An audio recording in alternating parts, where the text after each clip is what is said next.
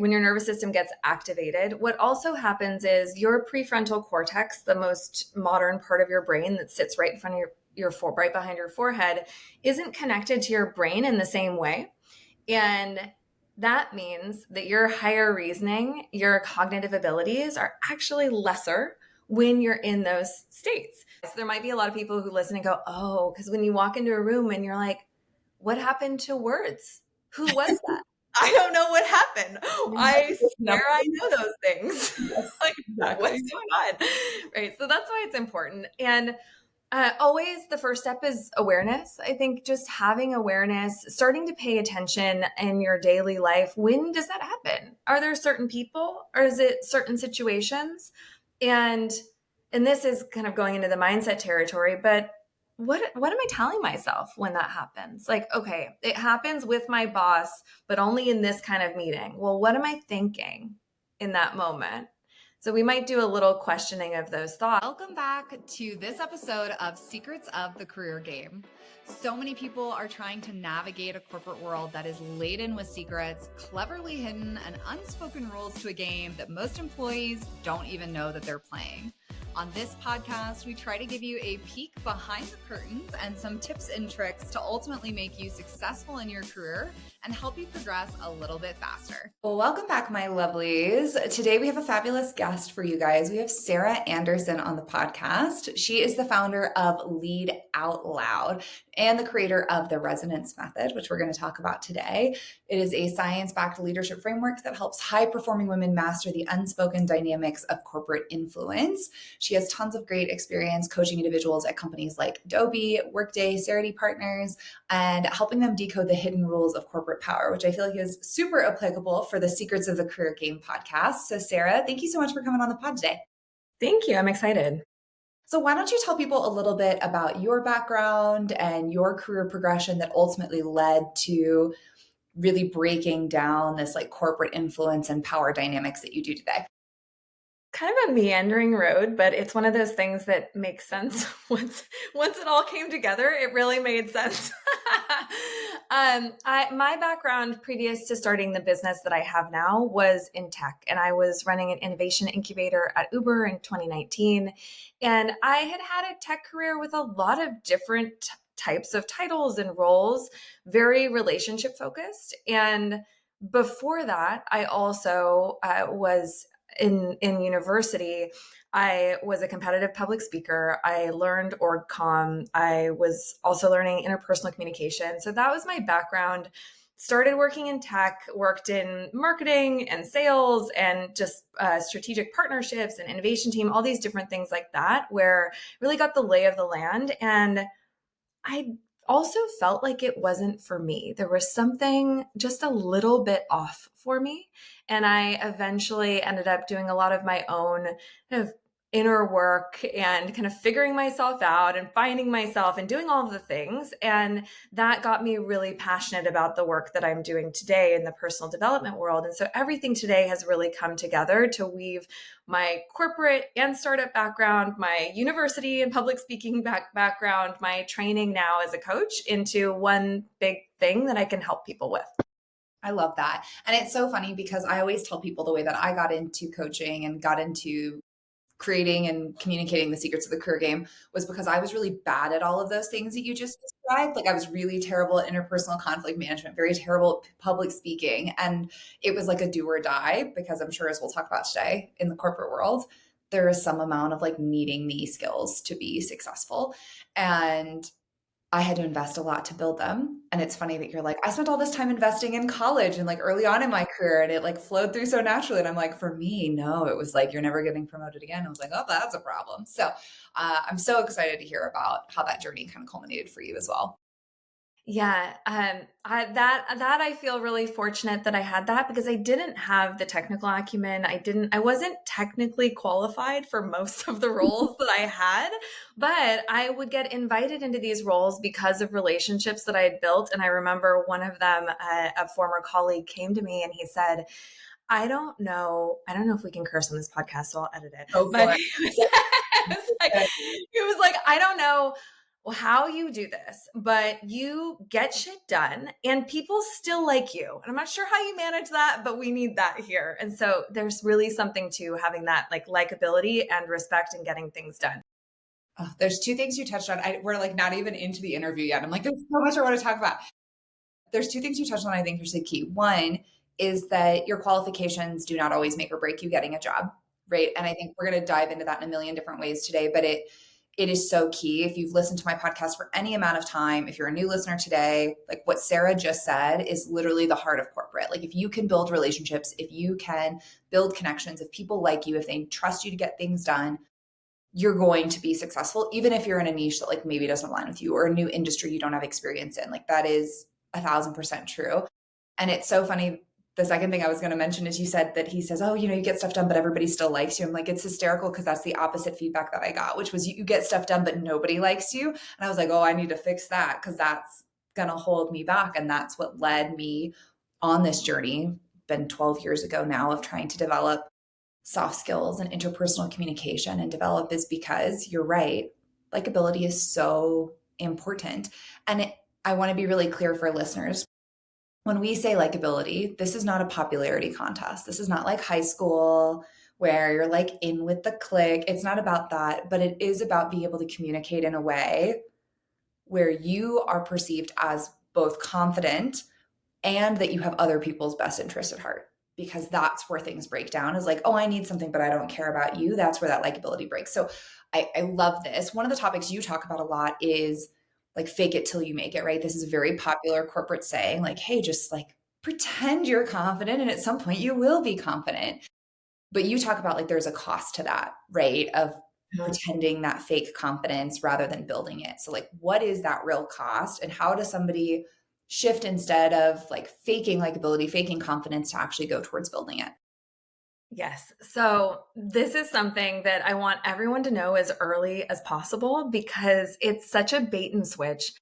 I feel that in society, we're really taught implicitly, explicitly, when you receive this title or this role, or your life looks like this or that, then you will experience the feelings that come with it. So we'll stick to confidence, but this could be applied in a lot of different ways. And the truth is, I have a peek behind the curtain, and I know you do too, right? And there are a lot of people who have it all, and they also have like they're crumbling inside and they feel so insecure. And the imposter syndrome, if you feel it at the lower levels, there's a good chance you may feel it even more at the higher levels, because all of a sudden there's more pressure on you. People are looking to you even more than before. So yeah, the cost is really that you could end up in a position where you have it all and you still feel just the same way that you do today. And that can also lead to people just really performing in a very incongruent way. Like it can lead to people overly proving themselves or being overly aggressive. Like we see it come out sideways when that can happen too. So those are the costs. And the ways that I like to work on confidence is I actually just like to make the intangibles tangible. So instead of how do I look confident, how do I put my shoulders back, how do I lower my voice an octave, like all of these things, right? I find that if you can cultivate confidence, you'll naturally do those things. And so the way that we cultivate it is nervous system regulation, right? That's the science backed part. If you walk into a room and you're nervous, what happens in your body is your heart starts to get going, your palms start sweating, your eyes might start going back and forth. And also things that we don't even realize is our vocal cords will constrict, so our voice will get higher. And even if we don't notice it, we do notice it in other people. We might not be able to put our finger on it, but we actually can feel uncomfortable when other people feel uncomfortable. So if we can get a handle on that, that can be really helpful. And then pairing that with other things like your mindset when you're going into an interaction, what your expectations are, all of these things, shifting them can really start to actually change how you feel about the world. It's a great point that you're making about this nervousness, right? When you aren't confident in material you're delivering, or you aren't confident in your subject matter, you aren't confident, what that generally will translate to us is we have these nerves and we get all kinds of negative things in your body, as you described, that start to sort of come out. And it's funny, I have a client who works for an individual that's very nervous every time they present in front of the CEO. And they're like, oh my God, I feel so anxious just knowing he's so nervous that we're going to go in.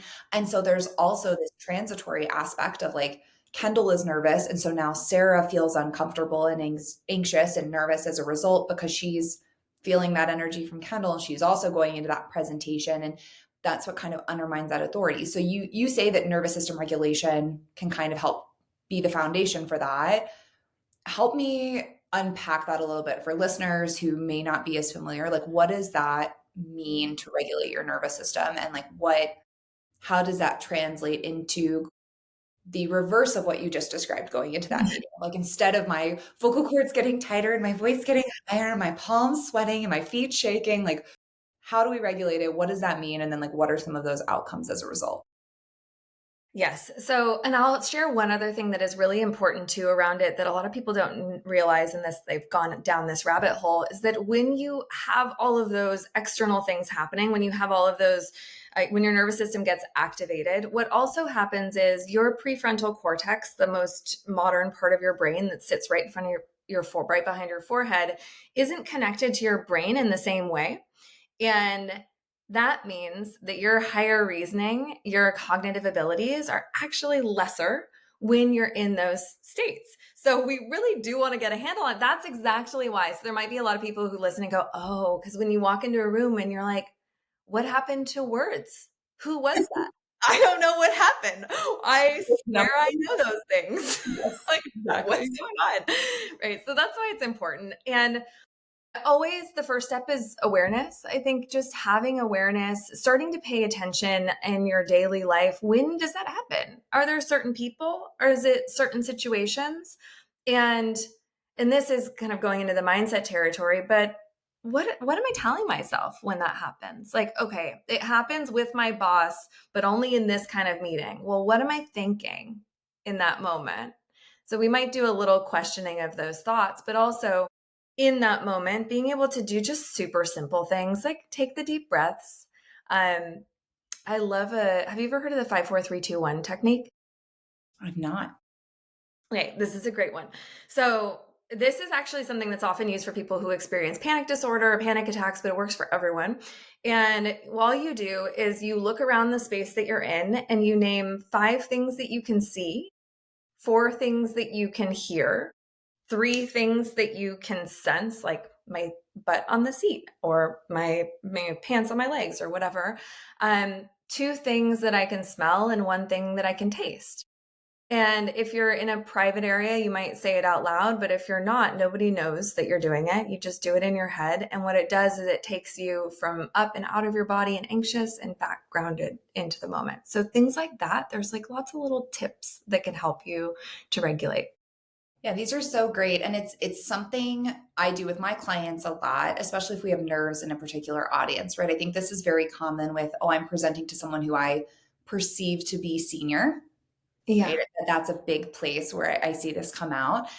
And I have clients write down 5 things they know they're good at, like that they believe to their souls they are great at. Doesn't have to be work related. It could be like, I am the best at tying my kids' tennis shoes. You watch, like I will kill it, right? But something that they feel inherently in their soul they're really good at. They don't question it, they don't doubt it. And read that right before they go into those sessions or have that with them Yeah. in those meetings, especially if it's virtual and you can have materials nearby.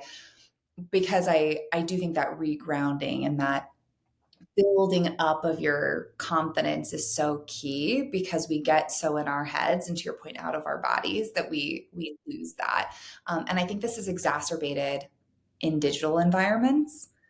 I used to say, like, if you were nervous in a meeting, you could kind of play it off sometimes, like you crack a joke or you take a sip of your coffee. But in a Zoom call, like if I can see you getting nervous and your eyes are all over the place, there's no eye contact and you're fidgety and you're moving a lot and like it's so much more pronounced if your camera on. And so I think these are great tips to help people just kind of refocus and ground themselves in the fact that they are great. A lot of the time we're great at lots of things, even if we feel insecure about some other ones. That's so interesting. I haven't heard people talk about it being more pronounced on Zoom. Yeah, and it's something that I notice a lot when I do a lot of interviewing. Mhm. People who are nervous in an interview, I'm like, oh no, we gotta fix that body language before we go in front of a hiring manager, because I'm like, you cannot be doing this the whole time on that call. Stressing me out, okay? So no, so I love that. So there's a big difference, I think, also between being polished, which a lot of the time can be perceived in like certain words that are used or certain attire, and like really being potent, which is something that you talk about. What is the shift that really helps take people from not just being confident, not just having that SME experience to be credible, but really transition them into like they walked out of the room and everybody goes, holy crud, that person was awesome. And like they're very unforgettable. Yeah, it does come down to authenticity, I think. And I remember I was working with a client of mine who's super successful, amazing, very charismatic. Like you would like her. Absolutely. Everyone, like if she walked into a room, but there's this subtle kind of wall, like saran wrap wall, maybe not a thick wall, but just like this thing where it feels like she's not quite accessible. And I know, especially like old school thinking around leadership, like, well, you want to be here and you need to be the authority. And but I think today it's a little bit different. And there is a very fine line that you can ride where you want people to be able to feel you. And that requires a focus on not just being impressive, but being resonant. So I think that part of it's authenticity and part of it is also being able to really connect with people, which requires you to be able to understand people and to have those kind of just real human moments that sometimes people don't think to value. They're like, "Oh, I'm just a leader. I don't need those things." But that actually can make such a big difference. Yeah, the first thing I was ever taught when I started on my journey of improving my soft skills was to start making small talk. And Mhm. I think a lot of people have a very visceral reaction to small talk. They're like, oh, it's such a waste of time. I'm already so busy. I don't care about your sick cat. Can we like get this going?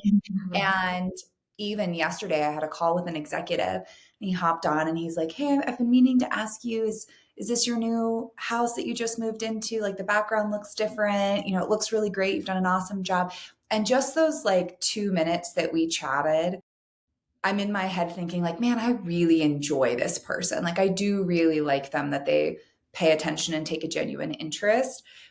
And, you know, maybe he doesn't care that I just moved into a new house, but he remembered that I was doing that, made that connection with the visual, had that conversation. And it does, to your point, bring that authentic connection more so than a very transactional one, which is where I think, especially in the workplace, people tend to trend, is that Mhm. transactional.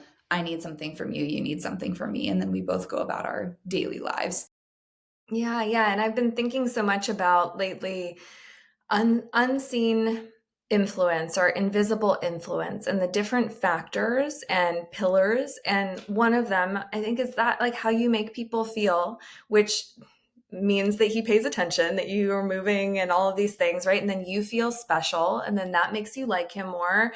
And then also, if he didn't come in like a ball of restless anxiety, that probably helped as well. And then like there's just like all these different things that can make it so that okay, my nervous system feels comfortable around your nervous system, and you seem like you're really here and you're paying attention to me and you're not on your phone. Like all these different things, they add up to being able to have a potent connection. Yeah, and it determines your progression at a certain level, right? If we're being candid, I had an executive say this before, I've said it on the pod before, who told me that at some point in your career, it becomes more about connection than it does capability. At some point, somebody is going to hire you just because they like you. And they're like, you're going to be good in this job because I like you and I can give you feedback and can tell you're going to be receptive to it and we're going to have this two-way communication. And so this is so important. And with this, I think a lot of people, as they start to move into more senior positions, they also start to think like, oh, I hear executive presence all the time, which is one of my least favorite terms because I think it's very vague, but like, I want to own the room. I want to have this authority. I want to be seen, but we want to do that in a way that has authentic connection and it has credibility. You know, what's something that somebody could do tomorrow to start to step into that kind of presence, that like almost that performing in the room in a positive way, in addition to some of the things that we've already talked about. Yeah, well, I want to speak to an example of this because I agree. I think whether it's intentional or not, I do think it's a good scapegoat for we're not going to promote you, right? It's like kind of vague, it's a little nebulous. I had a client that I was working with, I've been working with over the last year, and that was something that she was running into a lot. It was that she just kept hitting her ceiling right around senior director. She wanted to go to VP, and she kept hitting that ceiling. And it was a lot of like, we like you. She has like a seat at the table. She is in all the meetings. You know, they really value her work. She's doing all of the work of a VP, but they kept it was almost like a head pat of like, you're not there yet. You know, you don't have it yet. And we'll let you know. And then it really was doing the work of the nervous system work and also that confidence work that really made a difference, where actually people first they said, something's different about you. It's good. It's good. And then she actually got a phone call from an executive being like, hey, I just am really noticing you. And then she got the VP title. It took like 4 months, this thing that she had been trying to get. But it was really about like being in her power, which meant her nervous system regulation. We even tracked her Aura Ring scores, and like she noticed a difference when she would fly out to her HQ. She normally was like very stressed, and we got everything locked in for her, so she felt super grounded. But it's also that expectation of sometimes we walk into a room and we think, I'm smaller than everyone here, and they have more authority. We perceive that they're bigger. They think of me in this way, and then we act accordingly, and then we perpetuate it, right? So just even having, if someone were listening to this today, I would love for them to just start to have the awareness without judgment, just the awareness of like, okay, I notice that I'm shrinking in this moment, or I'm noticing that I'm putting them above me. Not judging, because judging perpetuates it. Then you feel bad. Then you're like, oh no, what's wrong with me? Not judging it, just like, oh, okay, interesting. I wonder if this is contributing, if this is a contributing factor. Yeah. There's definitely been people that I have worked with over the course of my career where I'm like, oh my gosh, they're so important, right? Especially I think if you work for a big firm and it's somebody who's very senior, or you work for a very small firm and it's like a founder CEO. I think that a lot of the time, to your point, we put them on a pedestal, right? Or we think of them as, you know, that they want to catch me in a mistake. I hear this a lot from people when we do deep dives into these types of topics, where they go, well, I know they're looking for me to mess up. And I'm like, that's such an interesting thought. What makes you think they want you to mess up? Because I've worked for very few executives who are actually looking for mistakes. More often than not, they just want to understand what it is we're trying to accomplish so that they can figure out what they need to do. Right? Executives love to be told what to do, just as like a side note, not in a bossy way, but in a like, hey, this is what I need from you in order to make this happen. It's immense clarity. And most of them are seeking that. But I think it gets perceived a lot of the time like, oh, they're trying to catch me in a mistake, or they're trying to get me to remember this number that I forgot because my nervous system is dysregulated and I'm nervous and I know this number. It's somewhere in a wrinkle in the brain, but it's not coming out right now. And you end up with all of these struggles. So a lot of the time I see it, especially with high achieving women, that they know that what they're doing is important. They know that their message is important, but they walk into these rooms and they still kind of feel invisible, right? They don't feel like they're being heard. Why would you say that is happening? Why do they feel like they're not being heard when they walk into those rooms? Yeah, when they feel invisible because they know their message, they know it's important, but then they walk into the room and they just don't feel like they're getting the visibility and the credit for that. Yeah, well, there's a lot of factors at play here, and I would be lying if I didn't say there isn't sexism and like all these different things that come into play. However, I will say that thinking about that all of the time and imagining that, because this comes up. I'm saying this because I hear this from clients when I work with them around this sort of thing. Sometimes it's just like, I notice I hesitate. What can I do? And then we work on that. But then sometimes it's more like, why does he get the credit and I don't get the credit? And see, it's because I'm a woman and that sort of thing. And then that can end up kind of perpetuating the whole dynamic. So to be able to walk in and to something that I like to do is whether you're going into an interview or you're going into a high stakes conversation or you're, doing a big deal or something like that. I like to have clients do a visualization, and I don't like to have the visualization be about the meeting that's about to happen. But what I like to have them do instead is to think about like 6 months or a year down the road after everything went great in that meeting or after you already got the interview, and you imagine like, we like did a great thing together, we like each other, we have this rapport, so that they like brainwash themselves the other way into walking into the meeting like you're already old friends. Like, I expect that you are going to want to pay attention to me because I have important things to say and you like me. And then I'm going to talk differently. I'm going to hold myself differently. And I'm like, again, I don't want to downplay any of the realities of someone's situation, but I do like to invite people to try things like that on, because you'd be surprised how things shift. There's this saying I'll end this part with, which is just, you don't get what you want, you get what you expect. Right? So a lot of times we get what we expect to happen. And if we can change our expectation, we might be able to change the dynamic. I love this, Sarah. I had a guest on a few weeks ago and we talked about how your nervous system cannot actually want the thing you think you want, right? Like you could want to make $1,000,000, but your nervous system's like, we're not going to get that. And so they like, you backpedal yourself. And that one of the strongest tools for that is like visualize that you're already there. Spend your time already being in that space. Get your nervous system ready and comfortable with it so that when it happens, you're already feeling comfortable with that outcome. And so I love this. I think it's so important. It's something that I do a lot in my personal life. I have a hobby of doing pageants. I've talked about it on the pod before. It's an odd hobby for a grown-up, but I love them and I think they're great for self-development, and they're good for your health and your fitness and being self-reflective and investing in yourself and a million other things I could go on about. But anyways, I spend a lot of time visualizing myself like in the interview, on the stage, in that winner seat. Like I spend so much time putting myself there mentally so that when I walk into the room, I'm not nervous sitting down in front of the judge because I've already sat in front of that judge 3,000 times in my head, or I'm not nervous stepping on stage because I've already done that routine 5,000 times in my head. And so I love that you're calling this out, because it's one of those things that is near and dear to me, that I do think visualization and assuming positive outcome is so important, right? Because that's going to help you mentally and physically, because there is a physical component to this. You expect it to go well. Physically, you're going to be calmer. Your nervous system is going to be more regulated. And so I love this. I just wanted to add those 2 cents.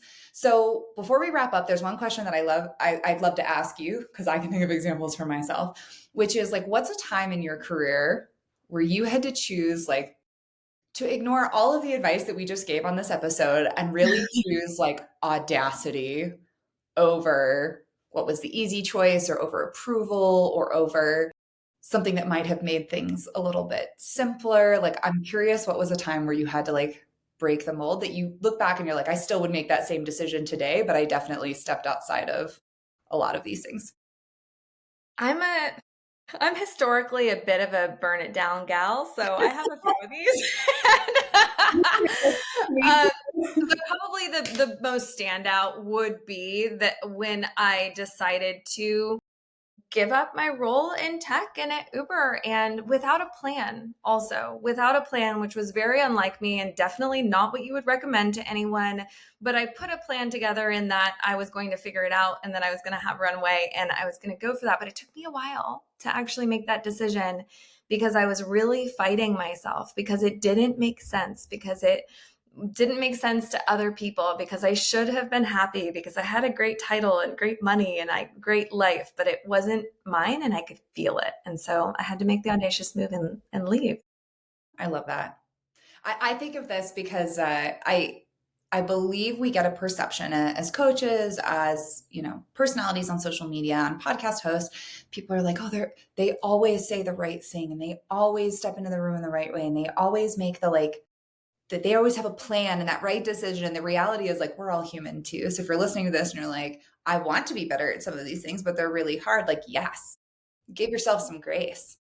I had a meeting this week where I got really, really spicy with an executive. And I had to send an email after and be like, hey, so about that meeting, feel like I could have handled that better. But I was like, this is insane. What's happening? And so I think it's important to also realize that like it's okay if you quit your job with no plan and make a plan and figure it out. It is okay if you don't handle yourself great in one meeting. That doesn't mean your reputation is torpedoed. Like there's ways to come back from that and to give yourself some peace. So this conversation was lovely, Sara. I feel like we covered a myriad of topics that I'm super passionate about. But if somebody's listening to this and they're like, okay, I want to start regulating my nervous system. I want to be more confident. I want to step into my career with like more purpose.